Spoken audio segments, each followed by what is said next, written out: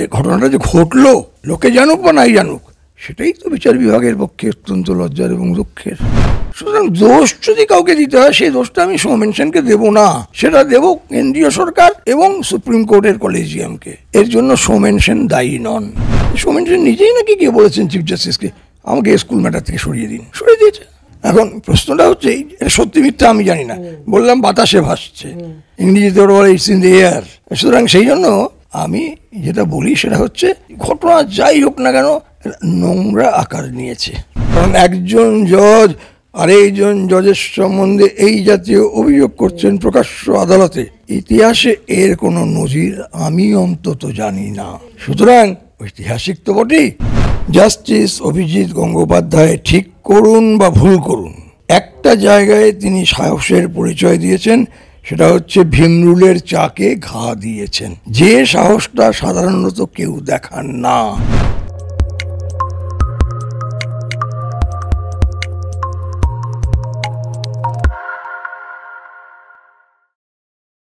নমস্কার, আপনারা দেখছেন দ্য ইন্ডিপেন্ডেন্ট বেঙ্গল। আজ প্রজাতন্ত্র দিবস, আর ঠিক তার আগের দিন কলকাতা হাইকোর্টের 100 বছরের বেশির ইতিহাসে যে ঘটনা কোনো দিন দেখেনি, সেই ঘটনাই দেখল কলকাতা হাইকোর্টের ভরা এজলাস। ঠিক রাতে অর্ডার এলো বিচারপতি অভিজিৎ গাঙ্গুলির। পর্যবেক্ষণে যে কথাগুলি উনি বলেছেন, অর্ডারেও ঠিক একই কথাগুলো লিখলেন হুবহু। তার নিশানায় বিচারপতি সৌমেন সেন। কি বলবেন এ বিষয়ে আইনজীবী পার্থ সেনগুপ্ত। স্যার, প্রথমে দ্য ইন্ডিপেন্ডেন্ট বেঙ্গলে স্বাগত। নিঃসন্দেহে সেই অর্ডার আপনি দেখেছেন, এবং এই অর্ডার দেখে প্রাথমিক প্রতিক্রিয়া আপনার কি হয়েছিল? দেখুন, প্রাথমিক প্রতিক্রিয়া যখন শুনেছিলাম তখন যা ছিল, অর্ডার দেখার পরেও তাই হয়েছে। তার কারণ যা আপনারা বলেছিলেন দেখলাম অর্ডারেও তাই রয়েছে। প্রতিক্রিয়া একটাই, সেটা হচ্ছে বিচার ব্যবস্থার প্রতি মানুষের শ্রদ্ধা ভালোবাসা এগুলো যদি থাকতে হয়, তাহলে একজন বিচারপতি যখন আরেকজন বিচারপতির প্রতি প্রকাশ্যে অভিযোগ আনেন, তখন সেই আস্থায় ধাক্কা খায়। এবার বলতেই পারেন যে ঘটনাটা যদি সত্য হয়, তাহলে আরেকজন বিচারপতি যদি এই কথাটা বলে থাকেন, তাহলে সেটা তো বিচার বিভাগের পক্ষে যাওয়ার কথা। কারণ তিনি সত্য ভাষণ করেছেন, অর্থাৎ মানুষকে অন্ধকারে রাখেননি, ধাঁধায় রাখেননি, কী ঘটছে সেটা বলেছেন। ফলে প্রত্যেক মুদ্রার যেমন দুটি দিক আছে, এরও দুটি দিক আছে। একটা দিক হচ্ছে এতে বিচার ব্যবস্থার মূলে গিয়ে একটা ধাক্কা খেয়েছে, আর 2 নম্বর হচ্ছে এই ঘটনাটা যে ঘটলো লোকে জানুক বা নাই জানুক, সেটাই তো বিচার বিভাগের পক্ষে অত্যন্ত লজ্জার এবং দুঃখের। আর যদি না ঘটে থাকে, যেটা বিচারপতি গঙ্গোপাধ্যায় বলেছেন, সেটা যদি না ঘটে থাকে, তা সত্ত্বেও যদি বলে থাকেন, তাহলে সেটাও অন্যায়। সুতরাং যেদিকেই দেখুন না কেন বিচার বিভাগের অন্যায়। কিন্তু একটা বিচারপতি, একজন বিচারপতির বিরুদ্ধে অর্ডারে লিখছেন ভেস্টেজ ইন্টারেস্ট অফ পলিটিক্স। কেন ট্রান্সফার করা সত্ত্বেও 2021 সালের পরে 2024 সাল অবধি উনি বিচারপতি আছেন? মানে এই প্রশ্নগুলো কে তুলছেন? পাড়ার ক্লাবের কোনো সেক্রেটারি নন, খোদ হাইকোর্টের বিচারপতি তার সহকর্মীর বিরুদ্ধে এই অভিযোগ তুলছেন এবং ভরা এজলাসে অর্ডারে লিখছেন। এটা কি বাড়াবাড়ি নাকি একটা সাহসিকতার পরিচয়? আমি বলি, সৌমেন সেনের যতই ইচ্ছে থাকুক, নিজে তো আর সেখানে থেকে যেতে পারতো না, সেন্ট্রাল গভর্নমেন্টকে নোটিফাই করতে হয়। ফলে এটা তো সৌমেন সেন নিজের ইচ্ছে বসে থাকতে পারেন না। তার ট্রান্সফারের জন্য কলেজিয়াম রেকমেন্ড করেছে, এটাকে নোটিফাই করবে সেন্ট্রাল গভর্নমেন্ট। সেন্ট্রাল গভর্নমেন্ট যদি নোটিফাই না করেন, তাহলে তো জাস্টিস সৌমেন সেন গিয়ে বলতে পারেন না আপনি কেন নোটিফাই করেননি। আবার কলেজিয়াম তারা ট্রান্সফার যখন করেছেন, তখন তাদের নিজস্ব কোনো কারণ ছিল, তাহলে তা সত্ত্বেও তারা এটা পার্সু করলেন না। সুতরাং দোষ যদি কাউকে দিতে হয়, সেই দোষটা আমি সৌমেন সেনকে দেবো না, সেটা দেব কেন্দ্রীয় সরকার এবং সুপ্রিম কোর্টের কলেজিয়ামকে। এর জন্য সৌমেন সেন দায়ী নন। স্যার, বিচারপতি অমৃতা সিনহা ফোনে কিছু কথা বলেছিলেন বিচারপতি অভিজিৎ গাঙ্গুলিকে, সেই কথা প্রকাশ্যে এসছে। এখানেই স্যার প্রশ্ন, একজন বিচারপতিকে আরেকজন বিচারপতিকে নিজের চেম্বারে ডেকে এই সকল কথাবার্তা বলতে পারেন? পারেন না, এটা একবার দ্ব্যর্থহীন ভাষায় বলতে পারি, পারেন না। কিন্তু করেছেন কি না এটার তো আমাদের কাছে কোনো প্রমাণ নেই। এখনো পর্যন্ত জাস্টিস সৌমেন সেন প্রকাশ্যে কোথাও বলেননি যে না আমি এ কথা বলিনি। জাস্টিস অমৃতা সিনহা যেটা বলেছেন বলছেন সেটা ঠিক নয়, সত্য নয়, এইটা আমরা এখনো পর্যন্ত ওনার মুখ থেকে শুনিনি। যদি ওনার মুখ থেকে আসতো তাহলে হতো ওয়ান জাজ ভার্সেস অ্যানাদার জাজ। যখন আসেননি তখন ইটস ওয়ান জাজেস ভার্সন। স্যার কিন্তু অর্ডারে একটা লাইন লেখা আছে, বিচারপতি অমৃতা সিনহা চিফ জাস্টিসকে চিঠি লিখে জানিয়েছিলেন। সুতরাং এই যে চিফ জাস্টিসকে চিঠি লিখে জানিয়েছেন, এটা যদি জানিয়ে থাকেন তাহলে চিফ জাস্টিসের যা করণীয় ছিল চিফ জাস্টিস করবেন।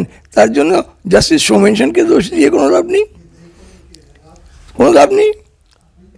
এটা হাইকোর্টের আকাশে ভাসছে, ফলে আমি আমার প্রত্যক্ষ জ্ঞান নেই বলবো না।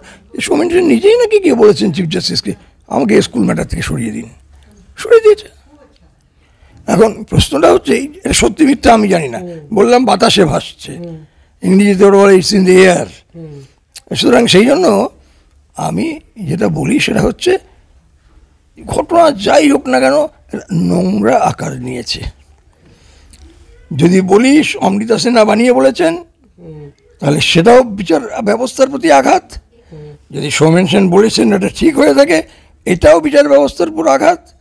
আর যেটা জাস্টিস গাঙ্গুলি বলেছেন যে ভেস্টেড ইন্টারেস্ট নিয়ে একজন জজ এটা করেছেন, এটা তো অবশ্যই বিচার ব্যবস্থার প্রতি ভীষণ বড় আঘাত। বিচার ব্যবস্থার ইন্টিগ্রিটি নিয়ে প্রশ্ন উঠে গেল। স্যার কোথাও এই প্রশ্ন কি স্যার আপনি করেছেন যে বিচারপতি অভিজিৎ গাঙ্গুলি অর্ডারে এই কথাগুলো লেখার প্রয়োজনীয়তা কেন অনুভব করলেন? নিজের কাছে সৎ থাকার জন্য। এইটা কিন্তু অধিকাংশ ক্ষেত্রেই মিসিং। অনেক বিচারপতি আছেন কোর্টে অনেক বড় বড় কথা বলেন, কিন্তু লেখার সময় সেগুলো থাকে না। এই জন্য যখন আপনারা কালকে আমাকে প্রশ্ন করেছিলেন আমি বললাম এটা কি কোর্টে বলেছেন না অর্ডারে লিখেছেন? কোর্টে বলেছেন, ভরা কোর্টে বলেছেন, আমরা শুনেছি। ভরা কোর্টে বললেও তার কোনো মূল্য থাকে না, লিখলে তখন সেটা মূল্য থাকে। সুতরাং এখন দেখছি লিখেছেন, সুতরাং এখন তো এটাকে অবিশ্বাস করার কোনো কারণ নেই। যতক্ষণ পর্যন্ত এটা উচ্চতর কোনো আদালত বাদ দিয়ে না দিচ্ছে ততক্ষণ এটাই ইতিহাসের অংশ হয়ে থাকলো। মানে অভিজিৎ গাঙ্গুলির এই পদক্ষেপটা নিঃসন্দেহে ইতিহাসের অংশ হয়ে থাকলো বলে আপনার মনে করেন? অন্তত কলকাতা হাইকোর্টের ইতিহাসের অংশ হয়ে থাকলো বলে আপনি মনে করেন? হ্যাঁ, কারণ একজন জজ আরেকজন জজের সম্বন্ধে এই জাতীয় অভিযোগ করছেন প্রকাশ্য আদালতে, ইতিহাসে এর কোনো নজির আমি অন্তত জানি না। সুতরাং ঐতিহাসিক তো বটেই, ভালো দিক দিয়ে না মন্দ দিক দিয়ে এটা বলতে পারবো না। আদালতের প্রতি এর দ্বারা মানুষের শ্রদ্ধা বাড়বে না কমবে এটাও বলতে পারবো না। তার কারণ শ্রদ্ধা বাড়ারও কারণ আছে, যে একজন জজ সৎভাবে বলে দিয়েছে। আবার শ্রদ্ধা কমারও এক জায়গা আছে, যে একজন জজ আবার চেম্বারে রেখে এরকম বলছেন। ফলে এটা পুরো জিনিসটাই যেদিকে যে সত্য কথা বলুক, যেদিকে যাক, এটা হাইকোর্টের বা সামগ্রিকভাবে বিচার ব্যবস্থার নিরপেক্ষতা এবং সততার প্রতি প্রশ্ন তুলে দেয়। এটা বিচারপতি অভিজিৎ গাঙ্গুলি তার অর্ডারেও লিখেছেন যে কোথাও গিয়ে আনইউজুয়াল একটা জিনিস করতে হচ্ছেন, কিন্তু এটা আমার এই বিচার ব্যবস্থার মানে যদি বলা হয় স্যানিটারি, মানে যদি এই বিষয়টার সততা বজায় রাখতে চাই তার জন্য এটাকে আমাকে করতে হচ্ছে ভরা এজলাসে। দেখুন, আমি একটা সহজ জিনিস বুঝি। জাস্টিস অভিজিৎ গঙ্গোপাধ্যায় ঠিক করুন বা ভুল করুন, একটা জায়গায় তিনি সাহসের পরিচয় দিয়েছেন, সেটা হচ্ছে ভীমরুলের চাকে ঘা দিয়েছেন। যে সাহসটা সাধারণত কেউ দেখান না। সবাই হচ্ছে নিয়ম মেনে আইন মেনে একটা করলাম, ঠিক আছে, এটা রিজেক্টেড হয়ে গেল, দুজন লোকের চাকরি হয়ে গেল, ঠিক আছে, কিন্তু এটাকে একটা এত বড় জায়গায় নিয়ে যাওয়া এটা সাহসের পরিচয়। কিন্তু যারা নিয়মতান্ত্রিকভাবে দেখেন পুরোটা, তারা বলবেন সাহস তো দেখালেন, নিয়মের মধ্যে থেকে সাহস দেখাতে পারেননি তো। এখানে প্রত্যেক মানুষ তার নিজের বিবেক অনুযায়ী চলবে। যদি জাস্টিস অভিজিৎ গঙ্গোপাধ্যায় মনে করেন আমার বিবেক আমাকে পারমিট করছে না এটা করতে, আমরা আইনের ছাত্ররা শিখে এসছি rules of procedure are intended to be a handmaid in the interest of justice, not a mistress of it. অর্থাৎ রুলস অফ প্রসিডিওর হচ্ছে ন্যায় বিচারের হাতিয়ার যাবে, সেটাকে ধ্বংস করার জন্য যাবে না। সুতরাং উনি যদি সেটা মনে করে থাকেন যে আমি এই রুলস অফ প্রসিডিওর মানলাম না কারণ এটা জাস্টিসের বিরুদ্ধে যাচ্ছে, তাহলে সেটাও বিচার করতে হবে যে সত্যি সত্যি এই জাতীয় ঘটনা সামনে এলে রুলস অফ প্রসিডিওরের নামে তিনি এটা থেকে মুখ ফিরিয়ে নিতে পারেন কি পারেন না। স্যার একটা প্রশ্ন নিঃসন্দেহে উঠবে, অর্ডারের প্রথম প্যারায় লেখা আছে মেমোরেন্ডাম ছাড়া কিভাবে ডিভিশন বেঞ্চ একটা অর্ডার পাস করলো এবং রাজ্যের অ্যাডভোকেট জেনারেলকে উনি দেখতে চেয়েছেন কিসের ভিত্তিতে, কোন আইনের ভিত্তিতে, কোন আর্জেন্সির ভিত্তিতে ডিভিশন বেঞ্চ হঠাৎ করে সিবিআই তদন্তে স্থগিতাদেশ দিয়ে দিলেন, এক্স্যাক্টলি রুলটা কি বলে স্যার? দেখুন, আমরা যেটা দেখেছি অনেক সময় হয়েছে কন্টেম্পটে কোর্ট বলে দিয়েছে শরীফকে যাও একে নিয়ে যাও, তখন তার নিয়ে চলে গেল একজনকে, তার তো সে ইমপ্রিজনমেন্ট হয়ে গেল, তখন দৌড়ানো হলো চিফ জাস্টিসের কোর্টে, ওটা স্টে করে দেন, অ্যাপিল করে গেলে স্টে করে দেন, ঠিক আছে কালকের মধ্যে মেমোরেন্ডাম নিয়ে এসো, স্টে পিটিশন নিয়ে এসো, আজকে রাতটার জন্য তোমাকে আমি অব্যাহতি দিলাম। এটা কিন্তু আমরা অতীতেও দেখেছি। সেটা হচ্ছে যে আজকের মধ্যেই একটা সাংঘাতিক কিছু ঘটে যাবে, একটা লোকে জেলে নিয়ে যাচ্ছে কন্টেম্পটে, সুতরাং সেক্ষেত্রে দেখেছি। কিন্তু এই জাতীয় সিবিআই ইনকোয়ারি আটকাবার ব্যাপারটা আমরা দেখিনি। ইনফ্যাক্ট ক্যালকাটা হাইকোর্টে আগে বিচার ব্যবস্থাটা অনেক ঢিলে ঢালা ছিল। যেমন একটা বিখ্যাত কেসে সুপ্রিম কোর্ট ক্যালকাটা হাইকোর্ট সম্বন্ধে খুব কস্টিক রিমার্ক করেছেন। সেখানে একজন অত্যন্ত খ্যাতনামা আইনজীবী, তার সহকারী যিনি পরবর্তীকালে জজ হয়েছিলেন, তাকে নিয়ে একটা ইনজাংশন নিয়ে নিলেন, কোনো পিটিশন নেই, কোনো নেই, কিছু নেই, একটা ইনজাংশন নিয়ে নিলেন। পরের দিন এই মামলা যখন সুপ্রিম কোর্টে গেল, সুপ্রিম কোর্ট অত্যন্ত কড়া ভাষায় এই পদ্ধতির নিন্দা করেছেন। সুতরাং এটা আমাদের কাছে সেই সময় খুব লজ্জার ব্যাপার হয়েছিল। তারপর থেকেই এই রীতিটা বন্ধ হয়ে গেছিল। তার আগে পর্যন্ত এটা বড় লইয়েররা তারা গিয়ে বলতেন হ্যাঁ ঠিক আছে। আর আমার খবরের কাগজের রিপোর্ট পড়ে আরও যেটা খারাপ লেগেছে সেটা হচ্ছে, এটা কিন্তু একবারে পরিষ্কার বলি, বিচারপতি গঙ্গোপাধ্যায় যদি সত্যি এটা বলে থাকেন যেটা খবরের কাগজে বেরিয়েছে, আপনি কার চটি চেটে অ্যাডভোকেট জেনারেল হয়েছেন আমি জানি, এটা বোধহয় রুচিসম্মত নয়, এটা বোধহয় একটা জজের ক্ষেত্রে বলাটা শোভন নয়।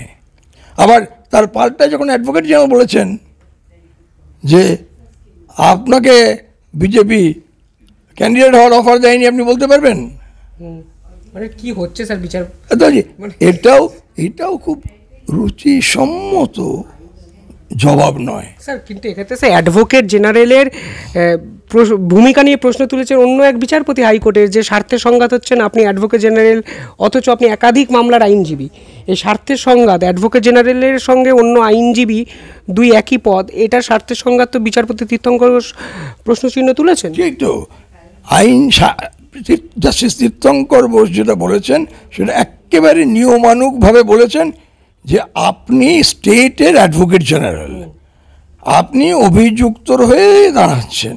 কি করে দাঁড়াচ্ছেন? কারণ স্টেটের তো কাজ অভিযুক্তকে দোষী প্রমাণ করা, স্টেটের কাজ তো অভিযুক্তকে ছাড়িয়ে নিয়ে যাওয়া নয়।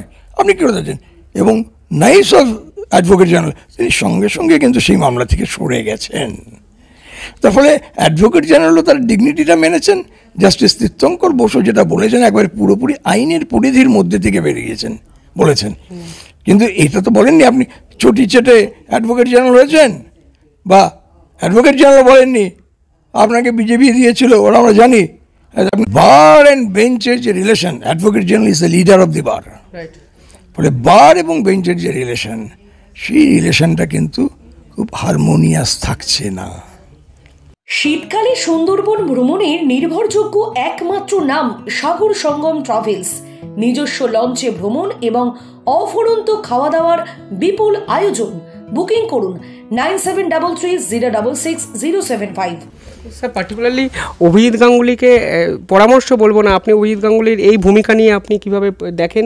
এটা কি দুঃসাহসিক, সাহসী, নাকি না হলেই ভালো হতো? কিন্তু মানে এটা তো বাস্তব, সাধারণ মানুষের মনের মণিকোঠায় একটা জায়গা করে নিয়েছেন, যেটা অনেকে বলতে চাইছিলেন, পারছিলেন, বুঝতে পারছিলেন, হয়তো অনেকে বলতে পারছিলেন না। দেখুন, আমি যেটা বুঝি সেটা হচ্ছে আমার নিজের ধারণা, জাস্টিস অভিজিৎ গাঙ্গুলির মনে একটা অত্যন্ত বিরক্তি কাজ করছে। এই সমস্যাটা তো দেখছেন, দেখিয়া শুনিয়া খেপিয়া গিয়াছি, তাই যাহা আসে কই মুখে, ওইখান থেকে বলে যাচ্ছেন, তাই যা মুখে আসছে বলে যাচ্ছেন, কারণ দেখে শুনে খেপে গেছেন। এটার মধ্যে তো আমি অপরাধ দেখি না কিছু। মানে আমরা যারা এগুলো শুনছি, বাবা বলি কি এও হয়েছে, কারণ এটা তো আমরা চোখে দেখিনি, উনি চোখে দেখেছেন, দেখে খেপে যেতেই পারেন। উনি এই রাষ্ট্রের একজন দায়িত্বশীল নাগরিক, তিনি জজ আছেন বলে এগুলো চোখে এসেছে, তার সাধারণ নাগরিকের আসবে না। সুতরাং সাধারণ নাগরিকের জ্ঞাতার্থে এগুলোকে প্রকাশ করা, এটা তো ওনার দায়িত্বের মধ্যে। Every litigation has one purpose, to find out the truth. উনি সেই ট্রুথের খোঁজে যাচ্ছেন। স্যার আমার একদম শেষ প্রশ্ন, এই বিষয়টা সুপ্রিম কোর্ট গেছেন বলে শোনা যাচ্ছে, তাহলে সুপ্রিম কোর্টের স্যার ভূমিকা কি হতে পারে? এবং এই পুরো অচল অবস্থা বলবো না, এই যে অচলায়তনের কেন্দ্রবিন্দুতে কলকাতা হাইকোর্ট, এটা থেকে পরিত্রাণের উপায় কি? দেখুন, পরিত্রাণের উপায় হচ্ছে, আমি পরিষ্কার বলবো, এভরি জাজ মাস্ট বি সেলফ রেস্ট্রেইনড। প্রত্যেকের কিন্তু নিজেকে রেস্ট্রেইনটা বজায় রাখা দরকার। প্রত্যেক বিচারপতি জানা দরকার তার সীমাবদ্ধতাটা কতখানি। সুতরাং যদি অভিযোগ সত্য হয়ে থাকে, জাস্টিস সোমেন সেন ডেকে বলেছেন জাস্টিস অমৃতা সিনহাকে, এটা সীমাবদ্ধতার বাইরে চলে গেলেন। আবার জাস্টিস গাঙ্গুলি যেটা ওপেন কোর্টে বললেন, এটাও সীমাবদ্ধতার বাইরে, কারণ জুডিশিয়ারির ভিতরেই এটাকে একটা স্ট্রিম করা যেত। অন্যটা তো অ্যাজ পার ল ভুল, এটা তো অভিজিৎ গাঙ্গুলি অ্যাজ পার ল কোনো ভুল নেই, মানে যতটা আমি বুঝি সাধারণ মানুষের দৃষ্টিভঙ্গি। অ্যাজ পার ল ভুল মানে হচ্ছে যে তিনি যে কমেন্টটা করেছেন অ্যাজ পার ল, সেই অর্থে তো ভুল বটেই।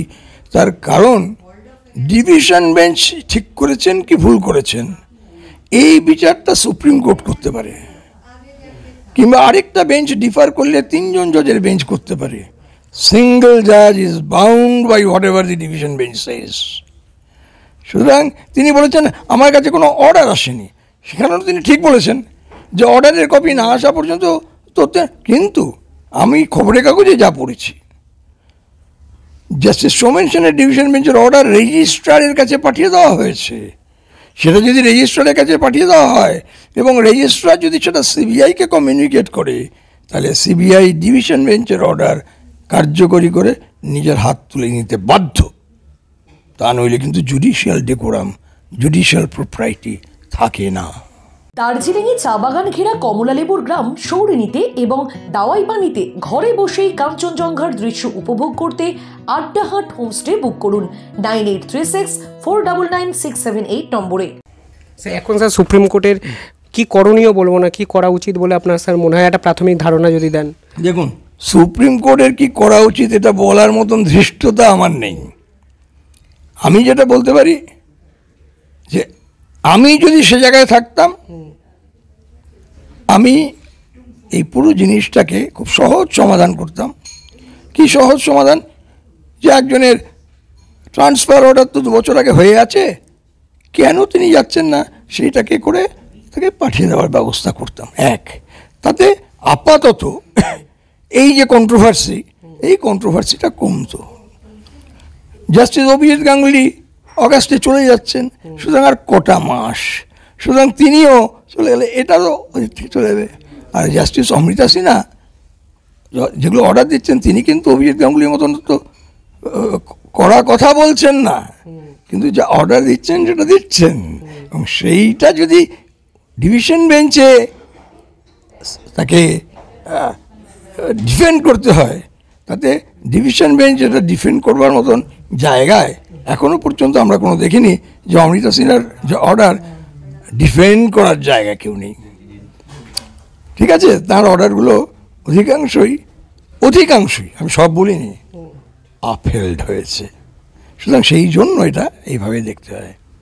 স্যার অবশ্যই ধন্যবাদ। সত্যি কলকাতা হাইকোর্ট নিয়ে যে সাধারণ মানুষের ভরসাস্থল, ভরসা, বিশ্বাস, শ্রদ্ধা, তা যেন একটা ঘটনায় ভেঙে চুরমার হতে শুরু করেছে। যদিও আইনজীবী পার্থ সেনগুপ্ত পরিষ্কারভাবে বললেন অভিজিতের এই সাহসী পদক্ষেপ ইতিহাসে লেখা থাকবে বটে, বাট ওপেন কোর্টে বলা নিয়ে তিনিও সংশয় প্রকাশ করলেন। দেখতে থাকুন দ্য ইন্ডিপেন্ডেন্ট বেঙ্গল। অসংখ্য ধন্যবাদ স্যার। ধন্যবাদ আপনাদেরও। আপনারা কী ভাবছেন পুরো ঘটনা নিয়ে কমেন্টে নিঃসন্দেহে জানাবেন। ধন্যবাদ।